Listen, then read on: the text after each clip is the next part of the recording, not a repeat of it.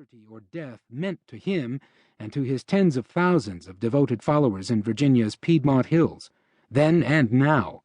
A prototype of the 18th and 19th century American frontiersman, Henry claimed that free men had a natural right to live free of the tyranny of rulers, American as well as British. A student of the French political philosopher Montesquieu, Henry believed that individual rights were more secure in small republics, where governors live among the governed, than in large republics, where the public good is sacrificed to 1,000 views.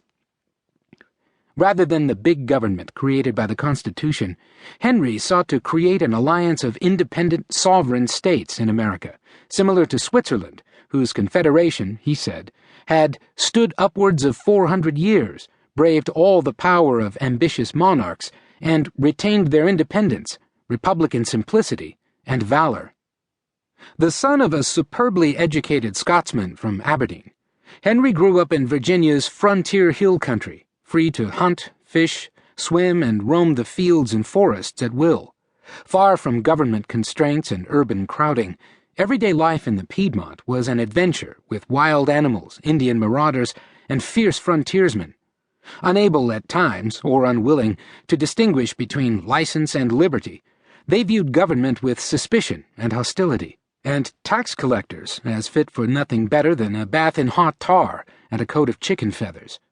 The results were often conflict, gunfire, bloodshed, death, and quasi-civil war.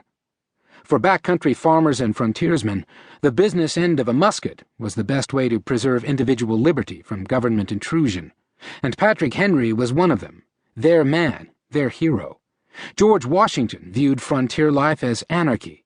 Henry called it liberty. Neither saint nor villain, Henry was one of the towering figures of the nation's formative years, and perhaps the greatest orator in American history.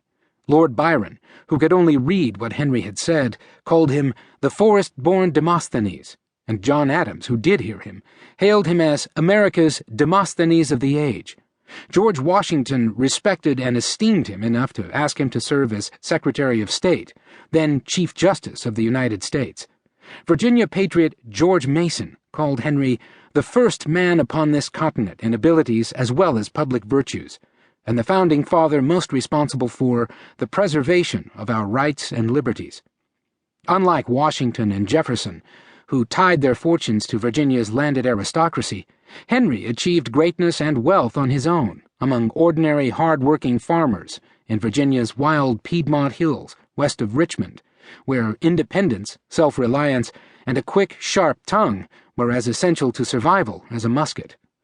A charming storyteller who regaled family and friends with bawdy songs and lively reels on his fiddle, Henry was as quick with a rifle as he was with his tongue, and he fathered so many children, 18, and grandchildren, 77 at last count, that friends insisted he, not Washington, was the real father of his country.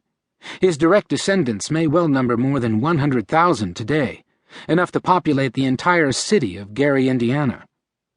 Remembered only for his cry for liberty or death, Henry was one of the most important and most colorful of our founding fathers, a driving force behind 3 of the most important events in American history: the War of Independence, the enactment of the Bill of Rights, and, tragically, the Civil War. Chapter 1. Tongue-tied. Eloquence had flowed from his family's lips for generations. The echoes of his kinsmen's voices resounded from the pulpits of Midlothian and Edinburgh to the halls of London's Houses of Parliament. Even in the far-off hills of central Virginia, the dazzling voice of his uncle and namesake, the Reverend Patrick Henry, drew worshippers from miles around for the rapture of his wondrous words each Sunday, words, it seemed, from God himself. It was quite natural, then, that spectators flocked to Hanover County Courthouse on December 1st, 1763, for the inaugural courtroom appearance of the Reverend Henry's nephew, Patrick Henry, Jr., as defense lawyer in a major case. Although he had spent 3 years practicing mostly paper law, deeds, wills, and such, and defending petty thieves, this was his first appearance in the theatrical setting of a major courtroom case. Headlined in the press as the Parsons Cause, the case had far-reaching religious